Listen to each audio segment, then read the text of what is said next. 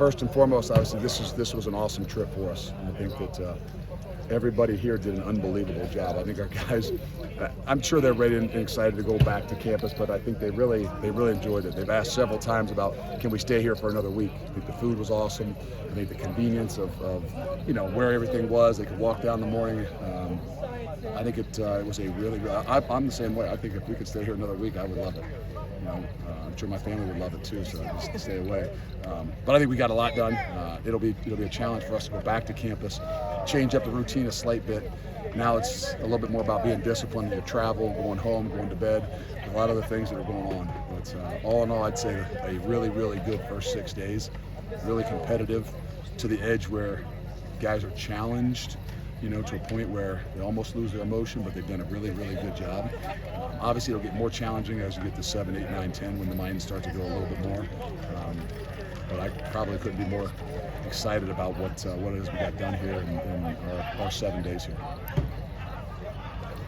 do you like about what you've seen from Braylon in this first week? Obviously, you had high expectations for him coming in. It's a tough situation for Braylon because I think that without going live, without going some of those situations, it's hard to get that flow going. I mean, you could see it tonight when all of a sudden he does get a run and you can't tackle, but you know he's going to be tough to tackle in some of those open space situations, and you can just feel the energy and the momentum. So I think that's really hard on offense when you've got a guy and a weapon like that and you can't get it going, just because of the nature of how we go about things. The challenge is right now is still being able to be efficient throwing the football. We believe that we're going to be able to be efficient at running the football. So I think sometimes that's a bit of a challenge for the running backs. So it's a little bit more of a mental game for them, but you can definitely feel the energy when all of a sudden you can get that guy going. Muma, no, I think that they say he'd be back to practice when we go back to campus. 2 days from now? Yeah. Now we'll be smart, but they'll have a big club on his hand, and I think he'll be able to go and see what he can do. He obviously went the 2 days when he still had before he had a quick little surgery procedure done. But he's played a lot of ball, so he's not one of those guys where like in a rush to get back. I think it gives a lot of opportunities for some of those young guys. But it's hard on a guy like Muma who wants to be in there every single snap. So we'll hold him back a little bit, but we'll have an opportunity to get him back out there. I know this is a challenge for coaches over the years as the rules have changed in camp and everything, but how do you go about practicing tackling without beating on your guys too much here in these 4 weeks? I think you just got to get a feel. Like when you got a young team, you probably think you got to tackle a little bit more. When you got an older team, you got to think that they've had experience and you probably don't need to tackle them as much. They're a young team to me because we're new. But you get a lot of feel for how guys can tackle based on just the way we practice. So after 6 days, I would probably say I'm not sure that we would live up the ones even when we go our 2 big scrimmages. I don't know for sure. Maybe we'll do it in some situations, but I really feel good about where we are and our ability to leverage the football, our ability to close some space defensively, and then even offensively about how many hits they're taking and can they take care of the football? Because that, to me, is every bit as much. Everybody talks about tackling if you don't go live in practice. It's a lot about ball security if you don't go live in practice. And I think if you've been here, you've seen that there's challenges, and guys, wide receivers are getting hit because DBs are going for balls, and that's what you want to have happen, because then you probably don't have to go in those live situations. You want wideouts to catch the ball and get thudded up really hard, in some of those situations. So now you recognize that you probably don't need to go live because you're challenging the ball security and all those things. How do you manage your expectations heading into camp versus what you see every day so far? And then if you had to grade camp as a whole so far, what was the letter grade you give? I don't know that we would grade it. I think that the facility and what we got done here was an A. I'm not saying that our team is anywhere close to an A. That has nothing to do with it. I mean, even us as coaches and how we do things. But I think management of expectations is just, we don't talk a whole lot about it. We know what our expectations are every day. And that's why we don't talk about goals. We talk about those objectives. The objectives are things that we can measure on a daily basis, on a weekly basis. And there's no really talk about big time expectations and goals. We've talked about it one time. It's about playing for a championship. And we don't really get into it anymore. It's all about the process. And I think, and I hope and believe that, I know it keeps me focused, and I hope and believe it keeps our guys focused as well. So Mike Brown went through that coaching fellowship in Green Bay. What do you think he got out of that? And I would imagine he brought stuff back that can be helpful to you guys? Yeah, I mean, I think that it's hard to tell sometimes. I mean, obviously he didn't get to go the whole time because he doesn't want to be away. Those are tough situations. situations. But I think more than anything for him as a all-around coach, I think he gets to experience a lot of different things, and it's more about observations, because every different place you go, maybe you get to do more, maybe you don't get to do as much, but if you use it the right way, you get a lot of observations about just demeanors and how people interact with players and things like that, more so than I think schematic things. And I think that's what makes great coaches, is not just they bring back some schematic, but they bring back some way or somehow that it got connected, or some little things that they do that far outweigh some of the schematic things. I know it's just 1 week, but are you getting a better feel for how much depth you can have where you keep talking about playing 22 and 22? I think we're getting a feel for that depth. I mean, until we can get into some more situations like this, where now you can go back and evaluate some of those younger guys that we would like to say, are they a 2 or are they a 1B?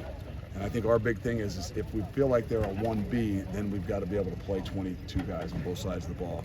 If they're a 2, then you've got some reservations about just making sure that they're going to get their 30 snaps. Not going to hand anything to anybody. So the challenge is to continue to see how they will react in these situations where it's much more competitive, as opposed to some of the drill work and things that we do. So it's a process. I think, like I said, I think we're in a good place in some positions more than others. I think the offensive line, you feel like you're in a really good spot with trying to find that mix. The defensive line, I feel that way a little bit more about too. I think there's some other spots trying to challenge that back end to see how deep we can be. How would you go ahead? How would you assess the punting and the kicking situation? We got to see a little bit of kicking this week. Saw a lot of punting. We're going to punt every day. I think they've all done it really. I think there's some better competition. I think tonight was a great night. I mean, they hit the ball really well. Obviously, in a night like this, I would hope the day before, maybe it wasn't quite as good. Obviously, there's a little bit more wind and some things in their face. And I think the second part of camp will challenge the kickers a lot more. We probably should have done it tonight. We didn't get that opportunity. It was kind of just how things were rolling. But we'll continue to kind of challenge those guys as we get towards the end of camp. We'll have one of those kick scrimmage situations where we'll really put those guys to the test and see where we are. Like the thing you did at the end of spring? Yeah. Luke, you mentioned the defensive line depth there. How do you feel about nose guard particularly? Obviously a position close to your heart, but just three guys. I'm never satisfied with the nose guard. If you're not strong down the middle in everything that you do, so that's the nose guard, that's the middle linebacker, and that's the middle field safety in a lot of situations. It's the same thing offense. If you're not strong down the middle with your center and your quarterback and that tailback, you have no place to go. So I believe we've got some depth there. It hurts us that we don't have Kurt here for maybe a few weeks. But that's the challenge to those guys, to Gio and to Mullins and anybody else that we kind of put in those situations that you guys got to be the strength of what it is that we've done. And obviously, I think that if you looked at one thing, what are you missing from last year is that Keanu, that rock in the center. And I'm not saying we don't have it, but I think that we may have it a little bit more by committee. But I like to challenge those guys a lot, and I think we're going to continue to do that. Luke, I know it's only been 6 practices and a week down here, but both on and off the field, is there something that you learned about your team here? Yeah, I mean, I still think that you see how well they do things together. And I don't know what it was like before, but as you see there tonight, I mean, the challenge to get to that point where you're really emotional and you're playing with emotion but not lose your emotions. I was impressed tonight, because that's what I start to worry as the early on as we put the ball down and played. It got really, really, really competitive, and sometimes I'm curious how they're going to handle that thing as we get towards the end. So I think, if anything, I recognize that they understand that whatever it is that we do, we have to do together, and we're going to challenge each other to make each other better. And that means sometimes you got to dominate your buddy, right? The offense has got to dominate the defense in the day to challenge them, and vice versa. And I think, if anything, that's what I'm noticing, that, hey, we can push these guys, we can pit them against each other. They can get themselves to that point, but they've done a really good job at controlling the emotions of things to get better. Given how satisfying this experience was for you guys, is this kind of something you would hope to do again in the future? There's no doubt. There's no doubt. I mean, this is, and I think when we go back and we start to talk to our guys about the evaluation of this 6 days, I would imagine we get a very similar feedback. I've already heard a few guys say, hey, we should stay here longer. So it is something that's very valuable to us. Obviously, we'll see, and hopefully we can kind of do this as a start, and then make sure we can take it to the next level as we go back to campus. Because as you go back to campus, there's a little more distractions. But I think all in all, this is something we've got to continue. You mentioned that you like longer than a week. Is there any way, based on the calendar, you can do that or not? I don't know if we can get maybe them to get us that first game of the year that starts on a Thursday. You know, that way we can maybe be here for 10 if that's based on times. I'm not saying play a week 0 game. I don't know. I mean, I think there's obviously maybe some different opportunities, but nonetheless, whatever it is that we would get, this is valuable to us. You've seen Cam Large on the sideline here in street clothes. What's the situation with him? Is it injury or is it? He's injured. He's rehabbing. Okay. I don't know. I mean, again, will he make? I'm not positive, but I can tell you this: that he's doing a phenomenal job. If he doesn't come back and play football and he wants to coach, I think we would hire him tomorrow. That's just the way I feel. I mean, I don't know. I've known him for 8 months, and he is incredibly passionate about what he's doing, and he's finding a way to make his team better. I said a lot of guys have been very complimentary of the food here. What's been your favorite food here? I don't know. They asked me that on the way out. I really probably the steak the other night, but everybody was raving about the calzones. I try not to go to the night snack. That was a night snack, so I missed that one.